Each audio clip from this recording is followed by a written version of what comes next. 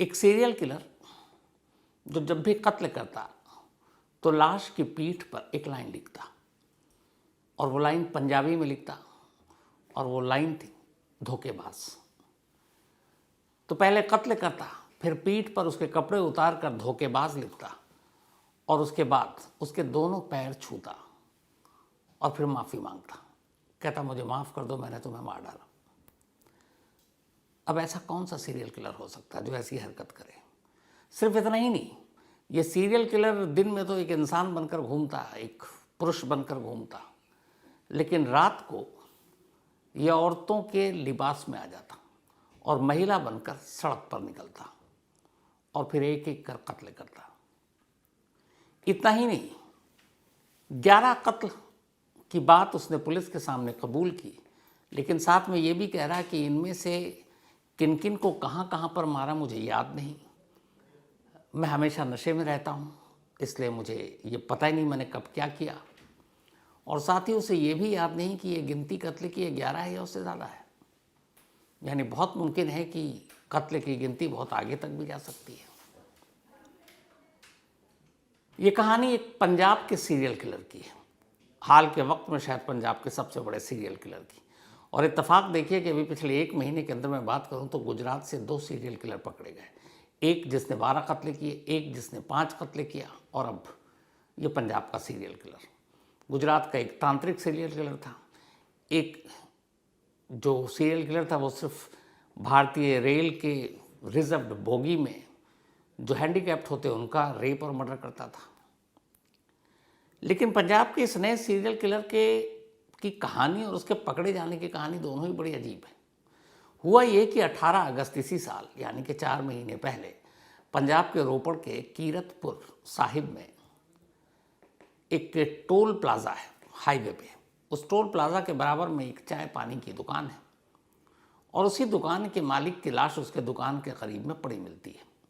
सुबह लाश होने की खबर मिलती है, पुलिस मौके पर पहुंचती है, छानबीन करती है, लेकिन कातिल का कोई सुराग नहीं मिलता, कोई सीसीटीवी कैमरा बाकी चीज़ें थी नहीं, वहाँ पर अंधेरा था। अब कीरतपुर साहब के टोल प्लाजा के करीब इस दुकान में हुए ये कत्ल की तफ्तीश शुरू होती है। तफ्तीश करते करते अचानक पुलिस को पता चलता है कि उस शख्स का मोबाइल गायब है जिसका कत्ल हुआ है। नंबर मिलता है परिवार वालों की तरफ से। अब पुलिस उस नंबर को सर्विलांस पे लगाती है तो पता चलता है कि नंबर एक्टिव है और इस फ़ोन का बाकायदा इस्तेमाल हो रहा है।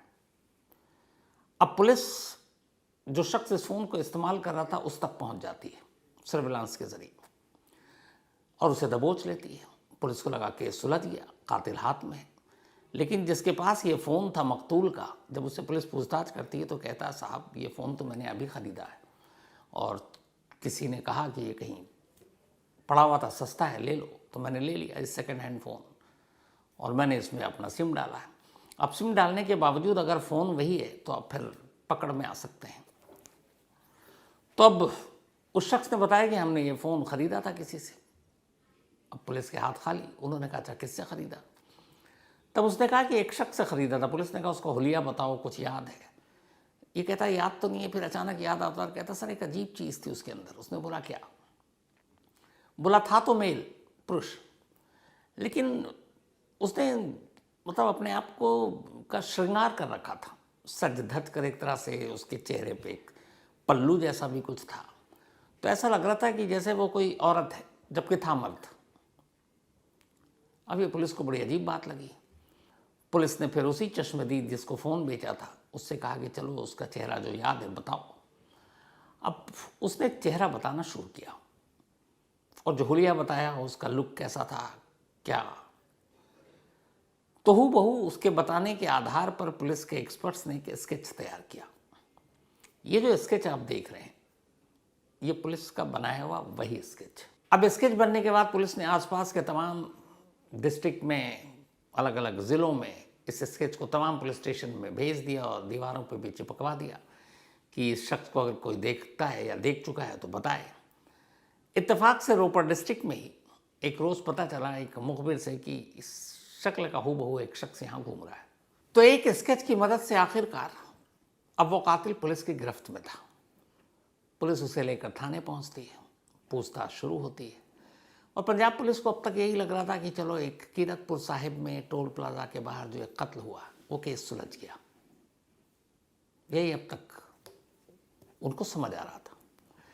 लेकिन थाने ले जाकर जब उस शख्स से पूछताछ शुरू हुई और धीरे धीरे उसने अपना मुंह खोलना शुरू किया तो खुद पंजाब पुलिस हैरान थी, क्योंकि जिसे वो कातिल समझ रहे थे उसके मुंह खोलते ही थोड़ी ही देर में एक कातिल नहीं बल्कि पंजाब पुलिस के सामने एक सीरियल किलर खड़ा था। एक ऐसा सीरियल किलर जो पिछले 1.5 साल में 11 कत्ल कर चुका था और कभी पुलिस के रडार पर नहीं आया। पुलिस उसकी कहानी सुनकर हैरान थी, उसके कत्ल के तरीके को सुनकर हैरान थी, कत्ल की वजह को सुनकर हैरान थी और कत्ल करने के बाद जो वो करता था वो जानने के बाद भी हैरान थी। जिस सीरियल किलर को पुलिस ने पकड़ा था एक कातिल समझकर, एक मामूली किलर समझकर, उसका नाम राम स्वरूप है। राम स्वरूप उम्र 33 साल, पंजाब के रोपड़ डिस्ट्रिक्ट का ही रहने वाला, 10वीं पास। राम स्वरूप बचपन में बिल्कुल ठीक ठाक था, 10वीं तक की पढ़ाई की, एक बार फेल किया, घर वालों ने पीटा, फिर एग्ज़ाम दिया, दोबारा पास कर गया, लेकिन एक नॉर्मल लड़का था। इसके बाद थोड़ा वक्त बीता तो उसने कहा कि पंजाब के बाकी लड़कों की तरह कहीं बाहर जाते हैं, नौकरी करते हैं। ऊपर उसने पासपोर्ट बनाया और पहुंच गया दुबई में जाकर कुछ वक्त तक नौकरी की और यहीं दुबई में ही उसकी ज़िंदगी बदल गई। जब वो दुबई गया तो दुबई में कुछ ऐसे लोगों के संपर्क में आया जो समलैंगिक थे, जो गे थे, और वहाँ वो उनके क्लब में शामिल हो गया एक तरह से। अब वापस कुछ वक्त के बाद पंजाब आता है। पंजाब आने के बाद फिर उसका मन नहीं लगता, वो इस बार फिर कतर चला जाता है। अब वो कतर में है, कई साल तक कतर में नौकरी करता है और ठीक ठाक अब भी कतर में जो पैसे कमाता वो घर भेजता। घर में गांव में उसने अपना मकान बनाया। माँ बाप ने बताया था कुछ रिश्तेदारों के, पड़ोसियों के कर्ज हैं, वो सारे कर्ज चुका दिए उसने। फिर कतर में नौकरी करने के बाद वो वापस आता है पंजाब। माँ बाप उसकी शादी कर देते हैं। धीरे धीरे उसके 3 बच्चे होते हैं, 2 बेटी 1 बेटा। इस वक्त बेटी की उम्र करीब 12-13 साल है। आकर छोटे मोटे काम करता है और अब बाहर जाने की सोचता नहीं है। लेकिन आने के बाद माँ बाप ने अब नोटिस किया कि उसके अंदर थोड़ा सा बदलाव है। वो एक समलैंगिक और एक गे वाली जो चीज़ें थी वो कहीं ना कहीं झलक रही थी, लेकिन फिर भी वो ठीक ठाक था, नॉर्मल, किसी से लड़ाई झगड़ा कुछ नहीं, तब तक सब कुछ ठीक था। फिर अचानक हुआ यूं कि उसे शराब की लत लग गई। अब वो नशा शराब का ही नशा करता, दिन दिन भर शराब पीता, माँ बाप मारते पीटते, लेकिन वो सुधरता नहीं। पत्नी से भी लड़ाई हो गई। फिर इस कदर शराब पीने लगा कि पिता ने एक बार सोचा कि इसको बेदखल कर देते हैं। वो बाकायदा गए बेदखल करने के लिए जो कानूनी तरीके होते हैं, लेकिन फिर लगा कि एक ही बेटा है, कल को फिर ये माफ़ी मांगे लौट आए तो क्या फ़ायदा। तो उन्होंने कहा उसको एक और मौका सुधरने का देते हैं। फिर मौका दिया, लेकिन वो सुधरा नहीं। अब वो नशे में कई लोगों से लड़ता झगड़ता, बार बार घर शिकायत आती।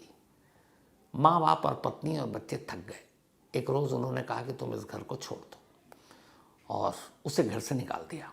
ये बात है 2022 की, 2 साल पहले।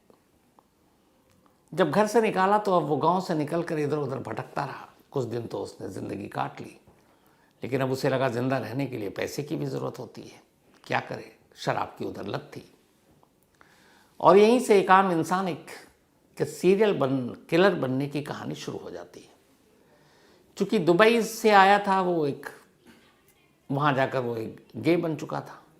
यहाँ आया तो उसने बहुत सारी चीज़ें देखी, बहुत भटका, हाईवे पर घूमा, ट्रकों में घूमा, तो उसने देखा कि बहुत सारे जो इस तरह के गे हैं या फिर समलैंगिक हैं, सड़क किनारे लंबी दूरी की गाड़ियों में एक सेक्स वर्कर के तौर पर काम करते हैं। अब उसे ज़िंदा रहने के लिए पैसों की ज़रूरत थी। उसने यही काम करना का फैसला किया। अब यहाँ एक चीज़ उसके काम आई, वो ये कि जब ये छोटा था तब घर में अक्सर माँ बाप से छुपकर ये मेकअप किया करता लड़कियों की तरह। लड़कियों के कपड़े पहनने के शौक़ थे। 1-2 बार पकड़ा गया, घर में पिटाई भी हुई, लेकिन बहुत छोटा था तो कई लोगों ने हंस के टाल भी दिया। लेकिन वो उसके था अंदर की लड़कियों की तरह कपड़े पहनने, मेकअप करना, और फिर शायद वही चीज़ें उसको उस समलैंगिक बनाने की तरफ भी ले गई। तो अब अचानक जब घर से निकाला हो गया पैसों की कमी, कोई रोज़गार नहीं, काम करना नहीं चाहता, दिन भर शराब के नशे में। तो पैसे कमाने के लिए उसने फिर एक सेक्स वर्कर का एक तरह से काम करना शुरू कर दिया। अब वो रोपड़ डिस्ट्रिक्ट, इसके अलावा रूपनगर, फतेहगढ़ साहिब, होशियारपुर, इन जगहों पर वो घूमता और फिर रात होती तो रात को ये औरतों के भेष में आ जाता, सर पर पल्लू डाल लेता, मेकअप करता महिलाओं की तरह और उसके बाद निकल पड़ता। कहीं सड़क पर खड़े होकर लिफ्ट मांगता, कोई गाड़ी में अकेला है देखता, लिफ्ट दे देता, फिर उससे ये बात करता। उसके बाद कुछ पैसों के अंदर समझौता होता, तो एक तरह से ये जिस्म फरोशी का धंधा करने लगा और धीरे धीरे ये सिलसिला चलने लगा। बहुत ज़्यादा पैसे नहीं मिलते, लेकिन इतना था कि ये इसकी अपनी ज़िंदगी कट रही थी। 6 महीने उसने इस काम में लगाकर निकाल दिए। 1.5 साल पहले की बात है, 2023 जून का महीना। पहली बार ये ऐसी ही रात को निकला भेष बदल कर महिलाओं का और इंतज़ार कर रहा था लिफ्ट। एक किसी ने लिफ्ट दी, उसके बाद कुछ पैसों की बातचीत हुई, गाड़ी कहीं रुकी साइड में, लेकिन बाद में पैसों को लेकर दोनों में झगड़ा हो गया। जितने पैसे की बात हुई उसने कम दिया, इसे गुस्सा आया। ये अपने हमेशा गले में एक स्कार्फ या मफलर टाइप का कपड़ा डाले रहता था। गुस्से में उसने उसी मफलर से उसके गले को घोंट दिया। ये उसका पहला कत्ल था। लाश को सड़क किनारे फेंका और वहां से निकल गया। पुलिस ने लाश देखा, आज तक कातिल का पता नहीं। तफ्तीश 1.5 महीने, 1.5 साल हो गए, कुछ पता नहीं। अब इसके बाद यहीं से ये सिलसिला शुरू हुआ। अब वो जब भी रात को गाहे बगाहे निकलता तो कई बार अगर सामने वाला ग्राहक शराफत से चला जाता, जो वादा करता पैसा देता तो ठीक, नहीं देता तो फिर झगड़ा होता, और झगड़ा होता तो फिर वो उसी मफलर से उसका गला घोंटता, उसे मारता और निकल जाता। इन 1.5 सालों में बहुत सारे मामलों में ऐसा हुआ कि उसका झगड़ा नहीं हुआ और उन लोगों की जान बच गई, लेकिन जिन जिन से झगड़ा हुआ उनमें से किसी की जान नहीं बची और उन सबको उसने उसी मफलर से मार डाला। इसके बाद अगस्त में वो कीरतपुर साहिब पहुंचता है। रात का वक्त, वहाँ टोल प्लाजा के करीब एक चाय पानी की दुकान, उस दुकान का मालिक एक 37 साल का शख्स, ये महिला के रूप में घूंघट डाले वहाँ गया।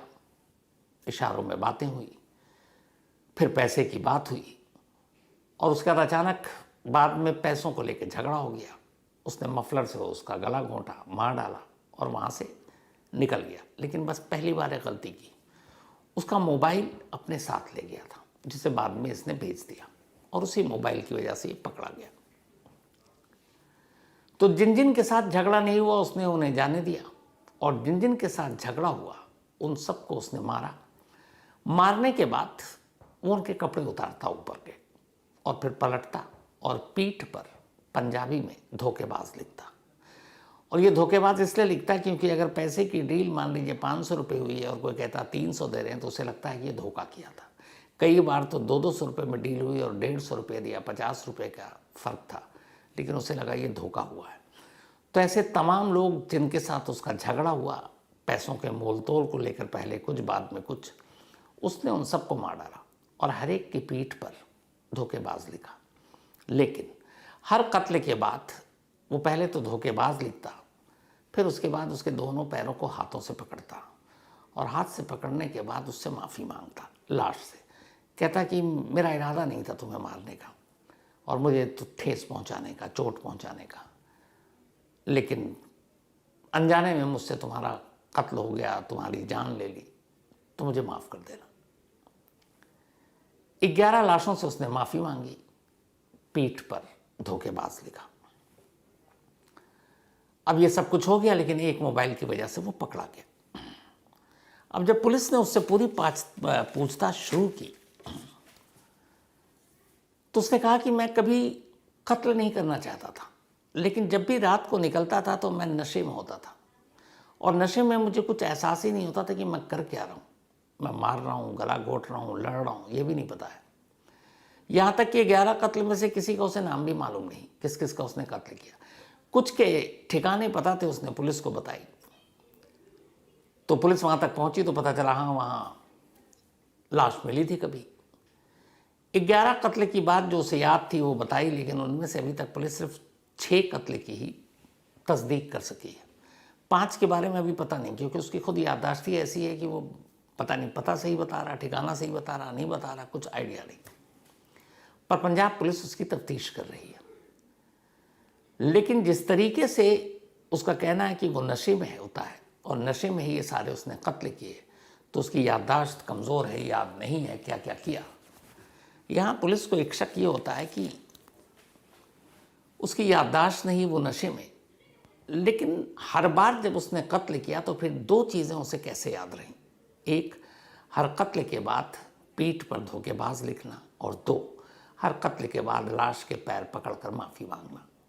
और इसी के बाद अब पुलिस को शक है कि शायद अगर याददाश्त की भी बात करें तो गिनती सिर्फ 11 है या उससे ज़्यादा है, क्योंकि 1.5 साल का वक्फा है। 2 साल पहले उसको घर से निकाला गया था और इन 1.5 सालों में वो भटकता ही रहा है अलग अलग इस पूरे डिस्ट्रिक्ट में, चाहे वो रूपनगर हो, फतेहगढ़ साहिब हो, होशियारपुर हो।